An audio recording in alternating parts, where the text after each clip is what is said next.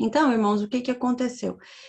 A gente entende que o instrumento de sopro, ele é um instrumento que requer uma força maior, né? Uma força maior do nosso sistema respiratório, porque a gente precisa usar da respiração com mais ênfase em relação aos outros. Não que nós não estejamos respirando.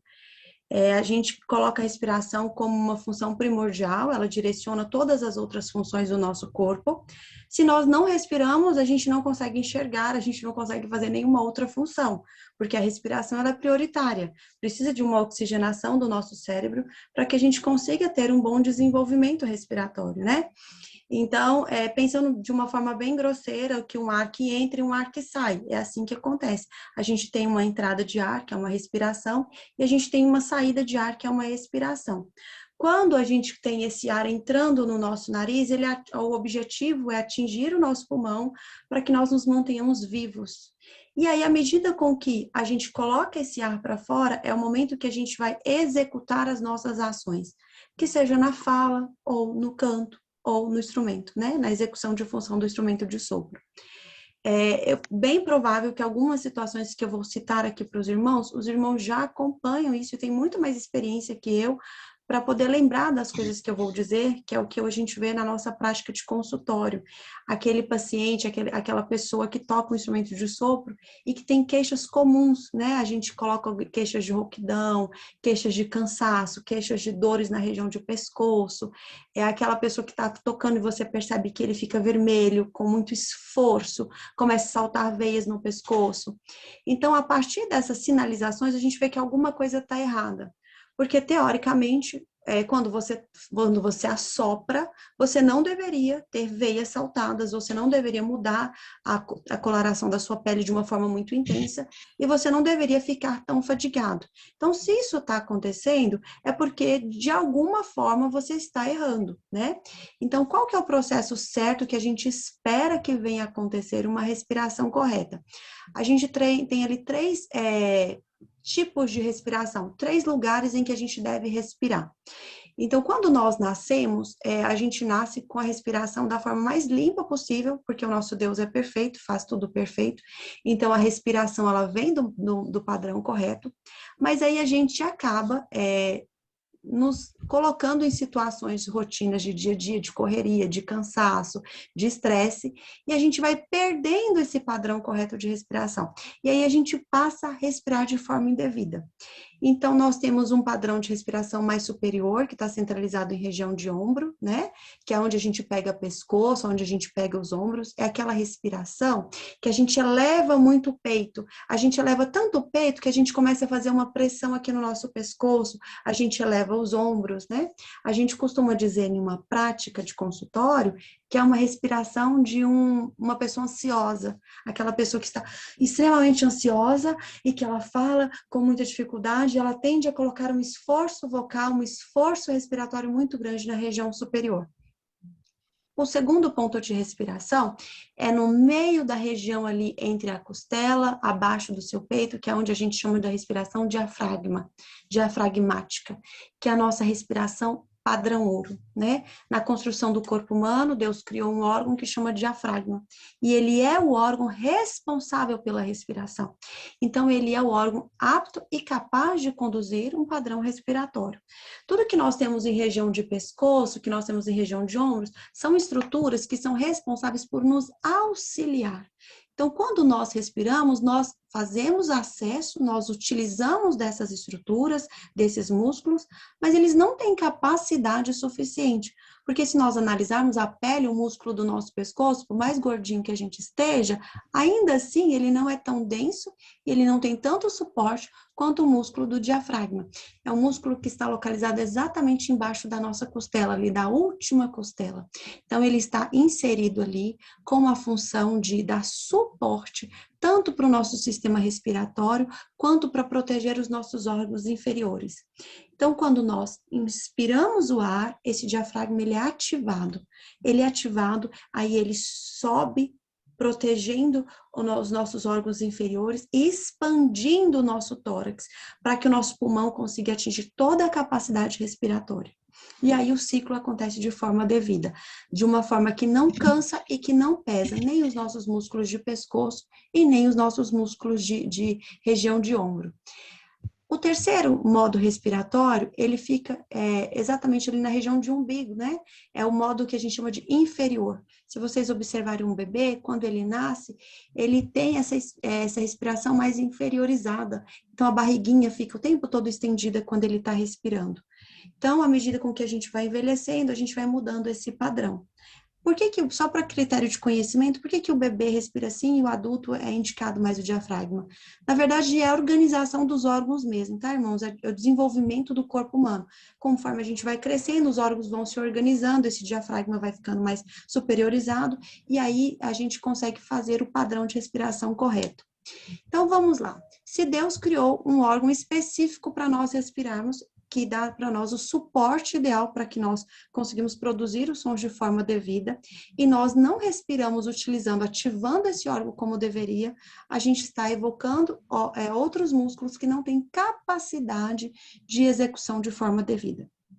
Então, quando a gente inspira, que a gente solta esse ar, a gente espera que ele passe em uma região que chama laringe, que é onde a gente tem lá a prega vocal, que o pessoal, a gente costuma falar que é a corda vocal, né? À medida com que ele passa nessa laringe, ela faz um processo de vibração. Então, é o que acontece que eu jogo ar, sustento esse ar no meu pulmão, esse ar oxigena o meu cérebro para que eu me mantenha estável, viva, né? E aí eu volto com aquilo que eu não vou aproveitar, né? Depois de uma troca que é feita, que não diz respeito aqui para os irmãos, não é isso que a gente quer entender. O que a gente quer entender é o que acontece quando ele volta. Se a quantidade de ar que eu coloco para eu fazer esse retorno aqui for insuficiente ao tempo vocal, ao tempo de nota que eu preciso alcançar, então eu não vou ter resistência respiratória para poder executar esse som. O que significa isso? Inspirei e soltei o ar muito rápido, se eu tenho uma nota prolongada, eu não consigo executar. Mas como é que eu vou soltar muito rápido? Por que eu vou soltar muito rápido? Por vários motivos. Primeiro, porque talvez a gente não tenha capacidade respiratória, porque a gente não tem treino, né?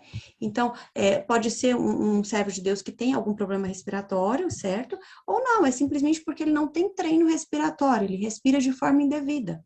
Quanto mais superiorizado, mais força, mais dificuldade.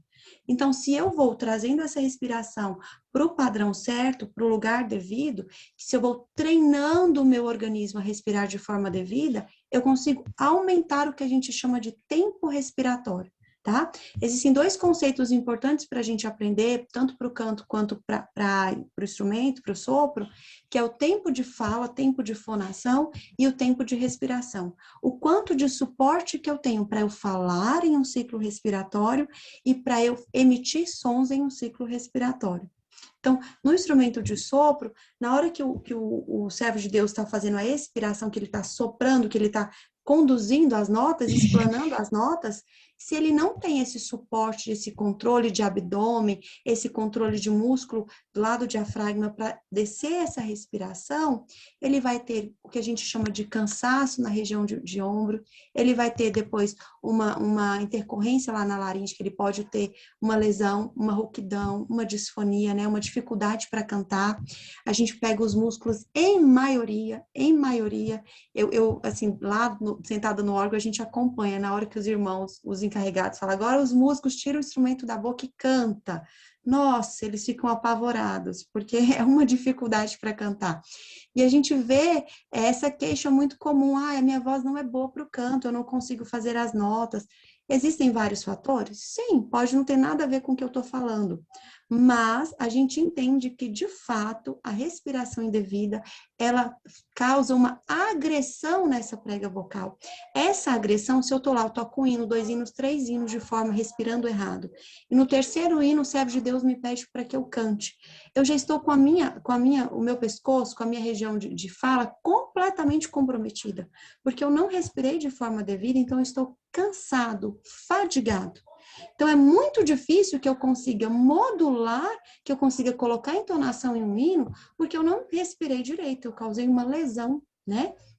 Então, isso a longo prazo, irmãos, vai trazendo prejuízos na voz do servo de Deus e prejuízos também na música, né? Para a evocação de sons.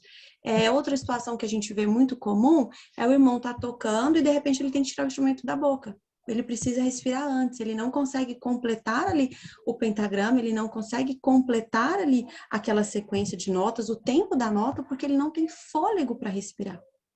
Mas isso tudo é porque ele não respirou de forma devida, né?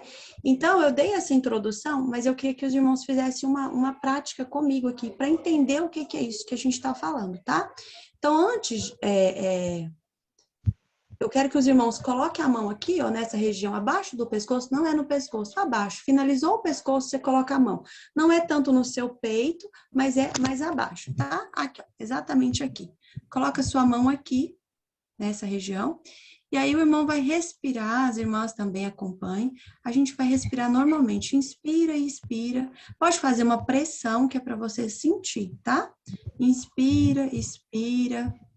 Agora faz uma respiração bem profunda, inspira profundamente. E solta. Vamos lá, mais uma vez.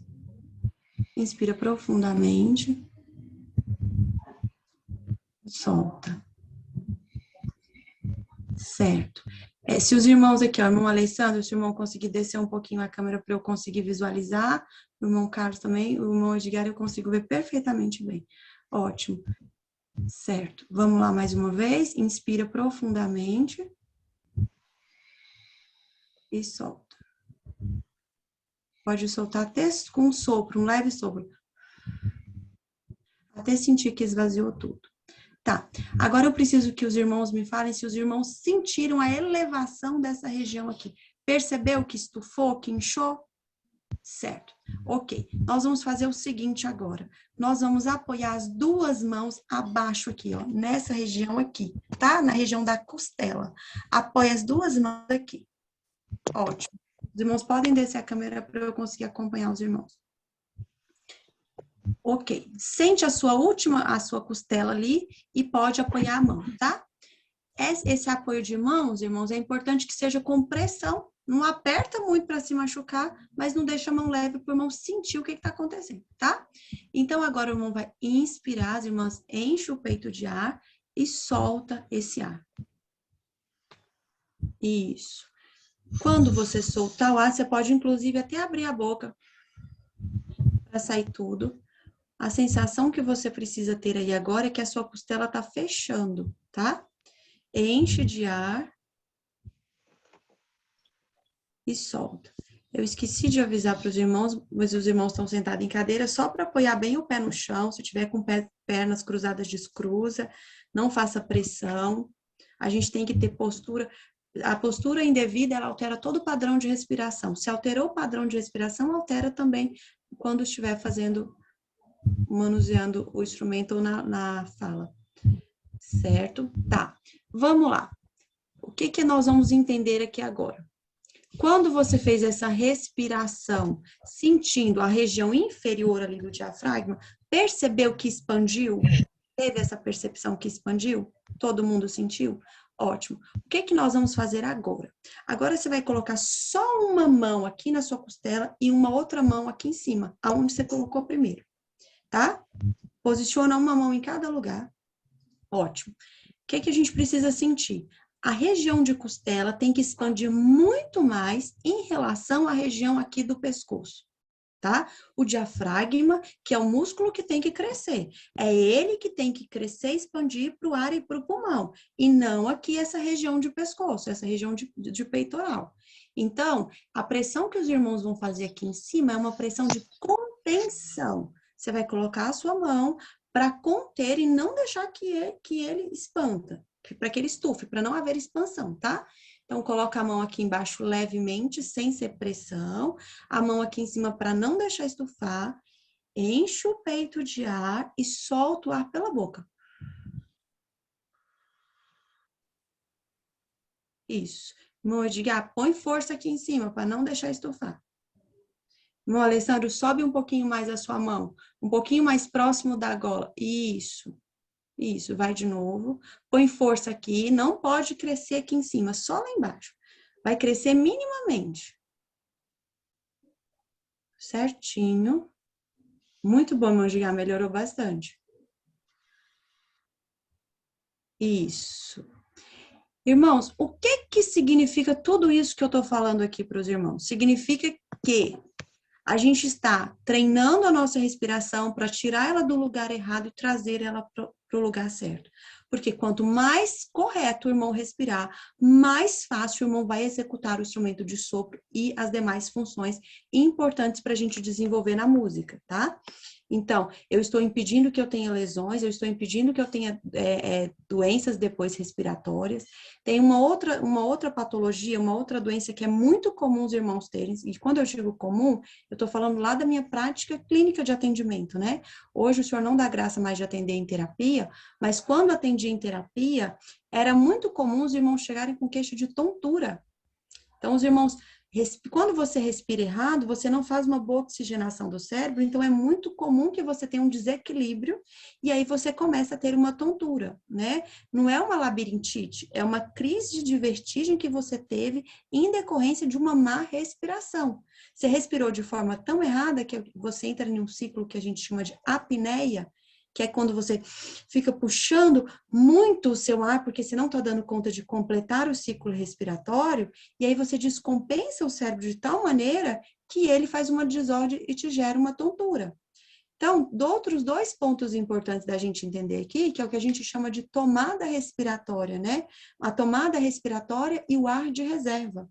Quando você está falando, você está executando o som, o seu cérebro, ele entende assim, olha, parte dessa respiração que ela colocou aqui, eu não posso tirar tudo. Eu tenho que deixar um pouco para eu me manter respirando, para eu me manter vivo. Então, se você está tocando, está executando a fala, está tocando ali e puxa todo esse ar e joga todo o ar para fora, o que que vai acontecer? Você está tirando do seu corpo o que chama de ar de reserva. Por isso que o irmão, quando está tocando, ele faz isso aqui, começa a tocar, dá essa puxada forte que fica até marcado na próxima nota, né? Fica um ataque muito brusco, porque ele não teve condição de controlar a capacidade respiratória que ele tinha e dosar o quanto que ele ia eliminando aos poucos, à medida com que ele ia pronunciando esse som. Para ele aprender isso, ele vai ter que fazer muito treino de exercício de respiração. Então, a gente fez aqui agora só uma prática de sensibilidade, para os irmãos entenderem aonde que é cada posição que eu disse.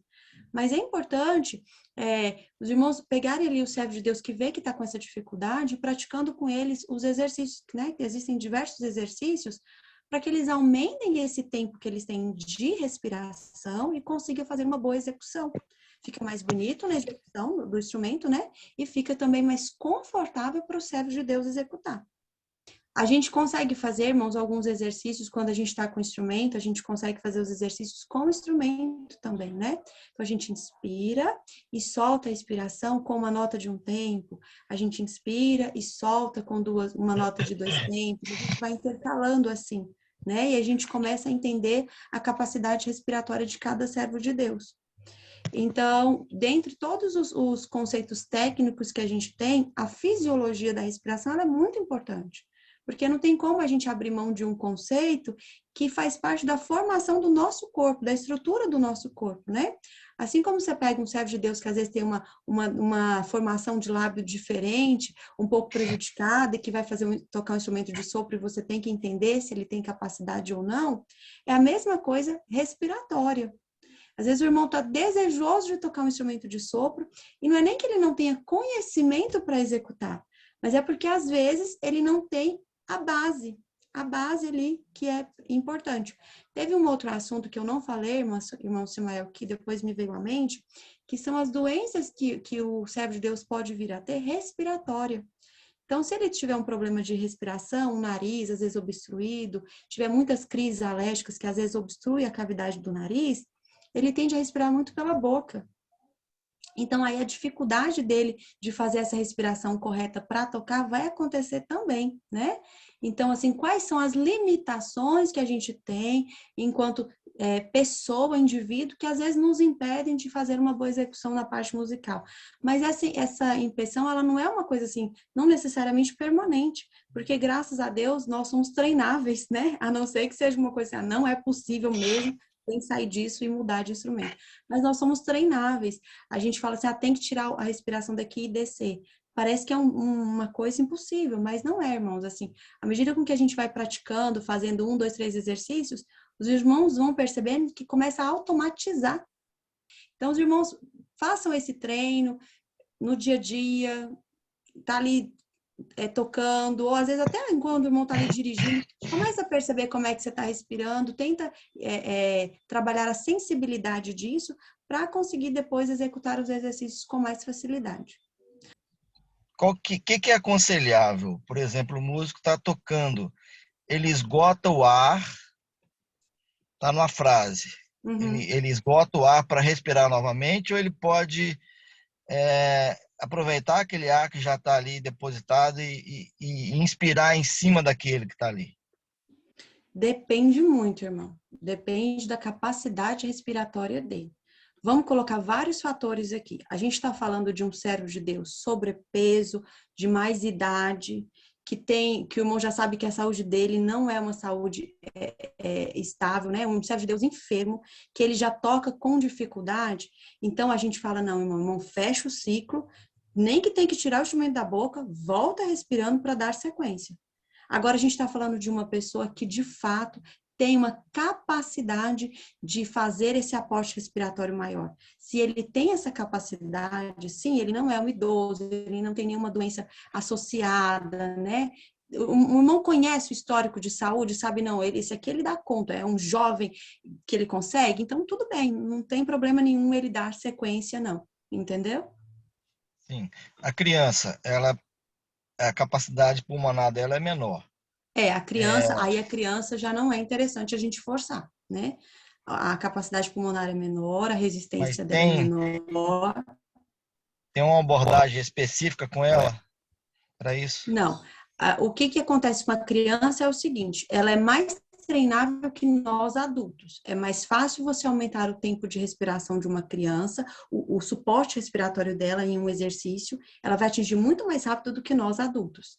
Então, com a Isso é criança, importante. você vai começar com passos mais lentos, porém ela vai desenvolver mais rápido. Então, por exemplo, ela consegue em um ciclo respiratório fazer tantas notas hoje confortável. E aí o irmão vai acrescentando ali um pouquinho de cada vez, ela vai dobrar o volume de notas em relação a um adulto que faria isso na metade do tempo. Tem como o músico, agora no início, assim que a gente for passando esse exercício para eles, eles terem um momento assim de abstração para eles tocarem e ao mesmo tempo perceberem tudo que está acontecendo no mecanismo ali fisiológico? Tem? Tem como? Qual que é, qual que é a dica? Tem sim, irmão. Tem. Ó, a dica principal é a gente dividir isso, né? Então, a gente vai começar com pequenos passos. Primeira coisa que o músico tem que aprender é a sensibilidade mesmo do seu corpo. Então, ele deixa o instrumento de lado, vai fazer todos os exercícios sem o instrumento, para que ele sinta o que está acontecendo no corpo. Sentir o que está acontecendo no corpo, o irmão vai pegar o instrumento e vai fazer com ele um passo de cada vez. Então, vamos executar uma nota. Vamos expirar em 2 tempos. Vamos expirar em 3. E aí ele vai nesse processo mesmo de formiguinha até chegar o momento em que ele vai fazer uma execução completa com controle. Minha última pergunta, para dar oportunidade para os demais, Hum. é sobre aquela disfunção, a distonia, né? Uhum. Está associada à respiração ou não? É só mesmo o sistema nervoso? Pode estar associado, sim. Pode estar associado à respiração e pode ser as duas coisas, né? Você pode ter, sim, uma dificuldade, tanto porque você não está respirando direito e você não consegue pronunciar na tonalidade devida, ou você pode ter uma desordem mesmo de compreender a tonalidade certa. Entendeu? Tá bom. Podem ser as duas coisas. Se eu não tenho suporte respiratório, irmão, não consigo atingir uma nota aguda como deveria, né? Então eu acabo destoando e aí eu acabo perdendo a classificação mesmo dessa nota.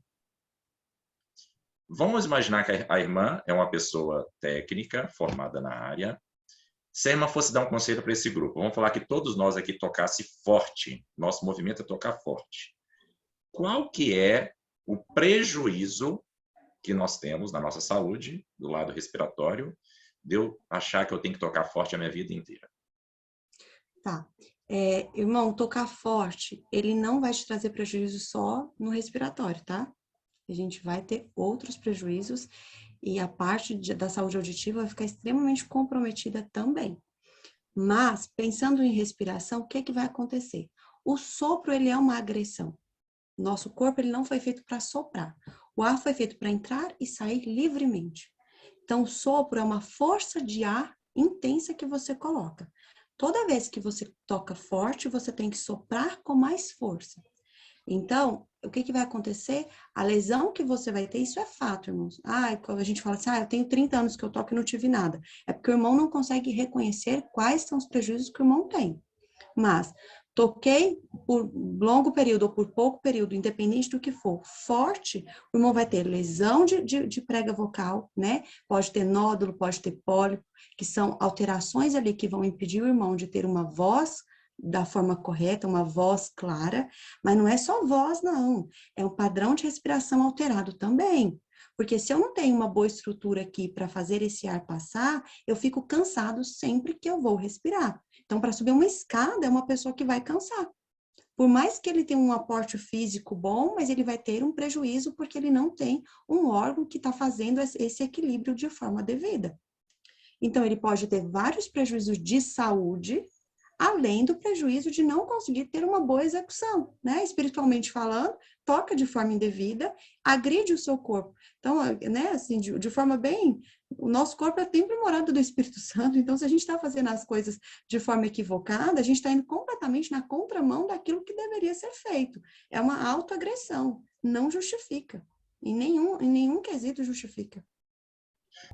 Mas imagine assim, a gente vai falar para pessoas que têm formações e pessoas que são básicas no conhecimento da ciência, vamos dizer. Mas são músicos, são irmãos que vão morar no mesmo céu. Nós não temos que ter distinção neste momento. A irmã consegue, não precisa de falar isso agora, né? Mas a irmã acha que é possível, da modalidade online, alguns exercícios simples, objetivos, e que consiga, vamos dizer, atingir todo esse público para ser transmitido Sim. nessas reuniões? É possível, sim, irmão. É possível. A gente tem exercícios bem simples, até porque não tem como eu evoluir. Por mais conhecimento que o irmão tenha, eu não consigo evoluir, trazer para o irmão algo já de grande importância, se o irmão não tem a base. E a base, ela vai aplicar a todo mundo. A criança vai conseguir fazer, o servo de Deus lá da roça vai conseguir fazer, o outro que já tem formação superior, ele vai conseguir fazer. Claro que alguém vai ter um pouquinho mais de dificuldade, mas são executáveis a todos. A gente começa da forma mais simples mesmo. Fazer aqui uma pergunta, irmão. Na pandemia, Covid, é provável que tenha afetado, assim, quem já sofreu, né? Deixou sequela, e às vezes até imperceptível, mas que é possível a gente observar isso? É possível, sim, irmão. É possível e infelizmente, é triste porque é a realidade, tá? A gente tem a capacidade respiratória altamente alterada pós-pandemia, né? Pós-Covid, e a gente tem também outras questões neurológicas alteradas. Então, a própria parte cognitiva também ficou muito alterada, né? Tem vários irmãos que queixam com a sequela, tanto de, eu canso mais rápido, nossa, eu faço qualquer atividade, eu estou extremamente cansado, né? Eu não lembro mais das coisas. Então, às vezes, você está ali explicando, dando para o irmão uma atenção, dando para ele ali uma ordem que ele tem que executar. Você ensinou hoje, amanhã ele já não lembra mais. E antes ele estava desenvolvendo super bem. Então, a gente tem, sim, sequelas importantes pós-Covid que podem trazer prejuízo para o aprendizado, sim. Não só no quesito de respiração. A grande felicidade que nós temos, irmãos, eu vou usar um termo para os irmãos bem técnico aqui agora, mas só para que os irmãos entendam, a grande felicidade que nós temos, que o Senhor colocou para a gente, é uma coisa que chama plasticidade neuronal, que é a capacidade que o nosso cérebro tem de pegar o conhecimento que tinha aqui, que ele perdeu, e esse outro lado fazer esse aqui que ele perdeu. Então, o nosso corpo ele é extremamente treinável. Por mais que hoje possa ser difícil, você vai ter um pouco mais de trabalho com esse cérebro de Deus, mas ele vai dar conta. Ele vai levar um tempo maior, mas ele vai conseguir, por causa dessa reorganização do cérebro que a gente tem.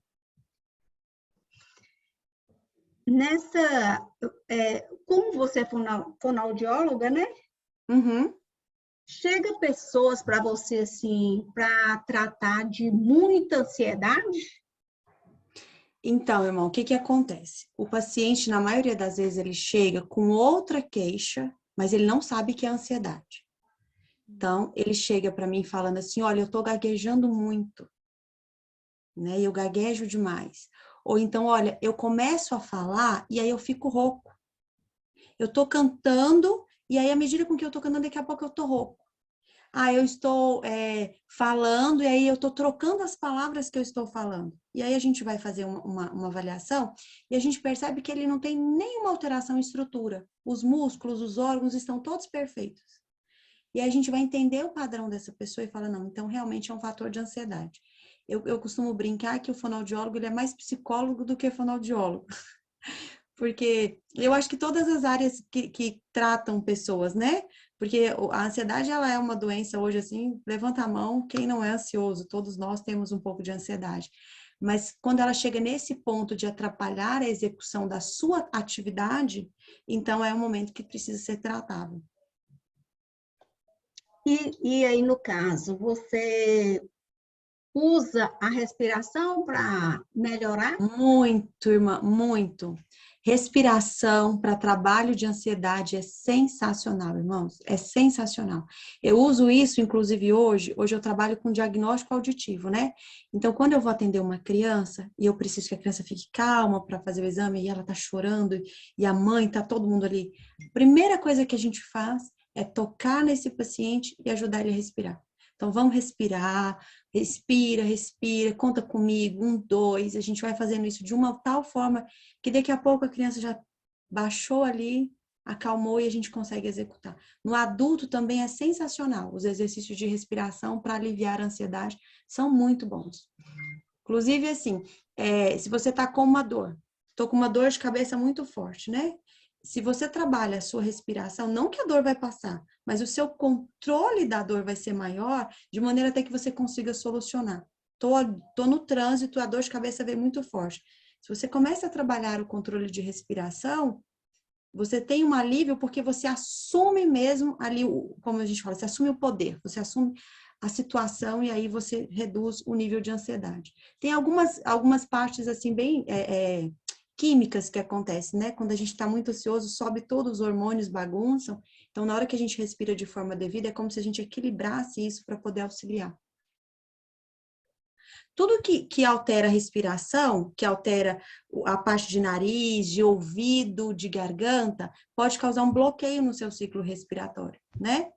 Então, assim, se você está em um processo alérgico, você vai ter dificuldade, sim, de respirar. E aí, a rouquidão, ela pode vir por esse fator ou por vários outros. A gente precisa realmente entender de onde que está vindo. O que é importante é saber que você pode ter uma fonte que causa e várias outras que mantêm e aumentam essa causa. É a que eu falei da tontura. Não necessariamente o irmão está tonto porque o instrumento gerou a tontura. Ele pode vir com uma tontura, tocou de forma indevida, aumentou a tontura. Na apresentação do Manual de Orientação Orquestral, foi falado a questão de capacidade pulmonar, volumétrica. Mas aí foi feito um estudo para o tuba, colocando ali altura e idade, em que, dependendo da altura e da idade da pessoa, vamos falar assim, a pessoa vai ficando mais velha, ela vai perdendo a capacidade pulmonar e a pessoa com a estatura menor também tem a tendência de ter uma capacidade pulmonar menor. Aí foi colocada uma fonte ali, um estudo, uma pesquisa, e pedindo para que nós observássemos quando alguém fosse tocar uma tuba. Então, nós temos tubas menores, né, 3/4, e tubas maiores, 4/4, e maior ainda 5/4. E tem umas 6/4 que são bem maiores, que é desaconselhável. Por quê? Porque necessitaria um volume bem maior, que o corpo humano ele não tem esse volume de ar, o que causaria doenças, vários problemas respiratórios. Então, eu gostaria que a irmã falasse um pouco desse volume, capacidade de ar, relacionando idade, inclusive crianças. Por exemplo, nessa questão do tubo aí foi falado a partir de 18 anos que teria uma capacidade formada para o tuba. Mas aí falando de crianças relacionada a outros instrumentos, com a evolução da idade, o que vai causando isso aí, essa perda, e o que a gente deve observar, principalmente uma criança. Por exemplo, o tuba, a gente sabe que foi falado lá de 18 anos. Mas, por exemplo, um eufone, não sei se a irmã conhece bem todos os instrumentos, que é o menor do que o tuba um pouco, mas que a gente sabe que precisa para preencher todos aqueles tubos ali, uma capacidade de ar grande também. Tem instrumentos maiores, outros menores que a gente sabe que a quantidade de ar para preencher os tubos são menos ar.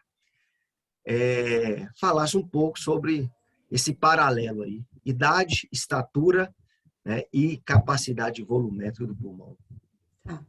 Irmãos, a capacidade volumétrica do pulmão, ela está muito atrelada ao desenvolvimento do corpo, tá? Então, olha só, uma criança, ela não tem condição de desenvolver o mesmo padrão de respiração que um adulto por vários motivos. Mas o principal é porque ela não tem também estrutura óssea de um adulto. Então, se ela não tem estrutura óssea de um adulto, ela tem formato de desenvolvimento, ela não vai ter a expansão de um pulmão o quanto de um adulto, tá? Então, por isso que a gente não quer esperar que o volume respiratório de uma criança seja igual ao de um adulto.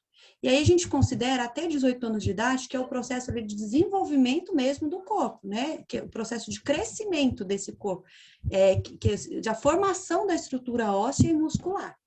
Tem outro ponto importante, pensando em criança, por que a gente tem que tomar cuidado?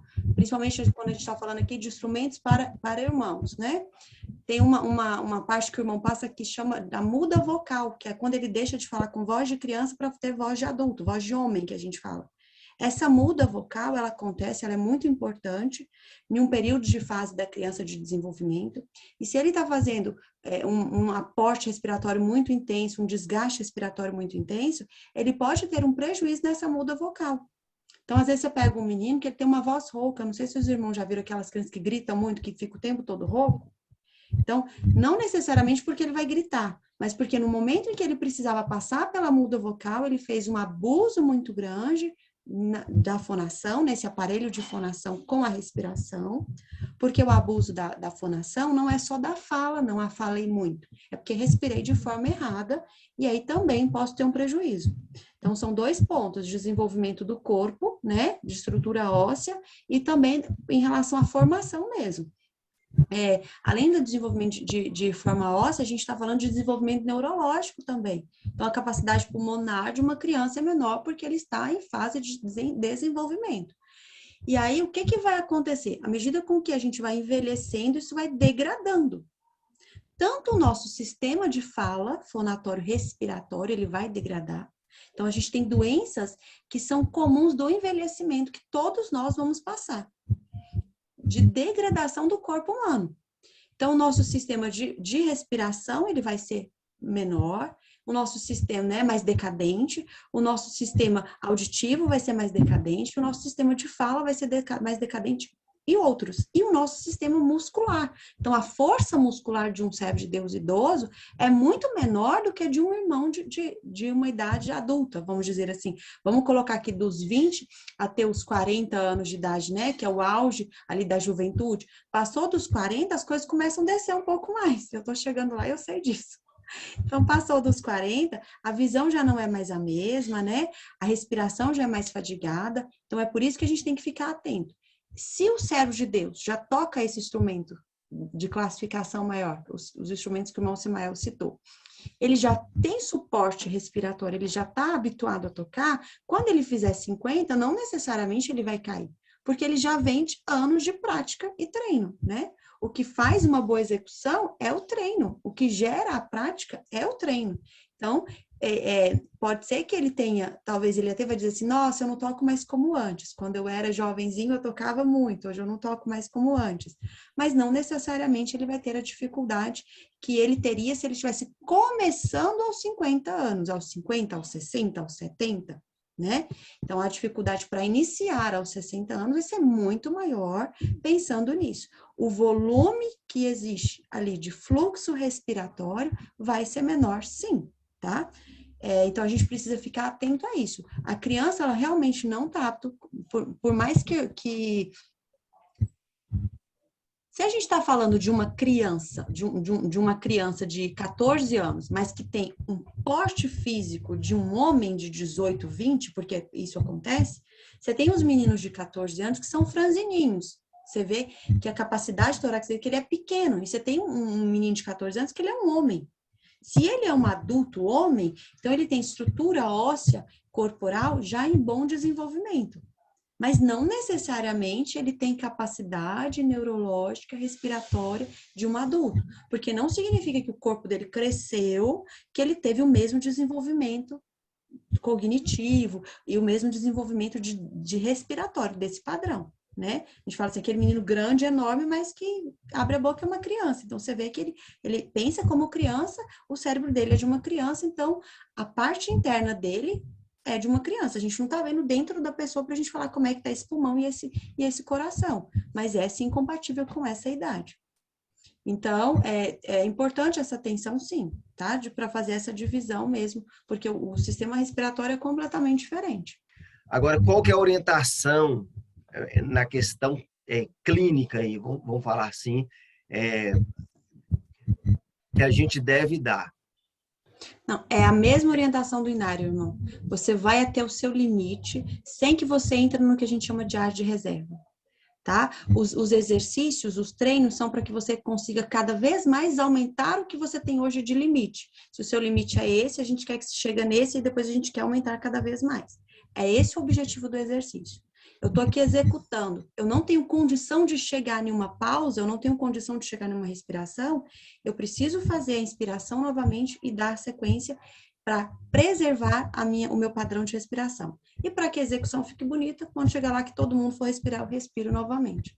O que é importante a gente treinar, os irmãos treinarem com o servo de Deus, é que esse momento que ele vai fazer essa retomada de ar, que ele não faça uma força de ataque muito grande. Porque, olha só, eu tô vendo que eu não tô dando conta, né? Tô aqui tocando e não tô dando conta. É melhor que você tire e inspire do que você mantenha e dá essa puxada e solta aquela nota com força, porque quem conhece, entende de música, a gente vê que além de ficar feio, né? Fica feio, a expressão musical fica feia. O irmão entra numa situação de apneia, porque ele gastou todo o seu recurso respiratório, e ali a agressão foi muito maior. Então, não é só porque não está bonito auditivamente, é porque ele causou uma agressão muito grande. Ele usou todo o suporte respiratório que ele tinha. Camila, como que ele vai saber qual que é o suporte? Infelizmente ou felizmente, é treinando. Ele vai respirar e vai falar assim, olha, eu consegui fazer 2 notas, agora eu consigo fazer 3 tempos, agora eu consigo fazer 14. Nossa, agora eu já estou conseguindo fazer 16. É isso aí, é treinando que ele vai entender qual que é o suporte dele em relação ao do outro ou em relação à normalidade.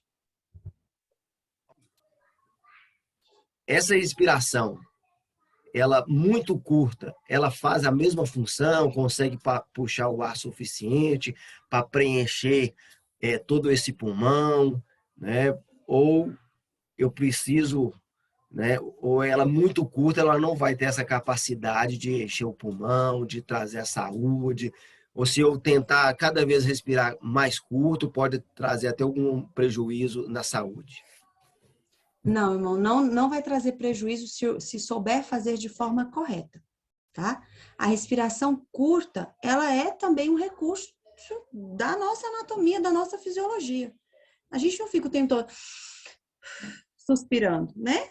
Muito pelo contrário, na rotina do dia a dia, as nossas respirações, elas são curtas, porque a nossa rotina, ela é dinâmica, e se a gente parar para perceber, a gente está puxando ar o tempo todo aqui, inspirando e expirando o tempo todo de forma curta.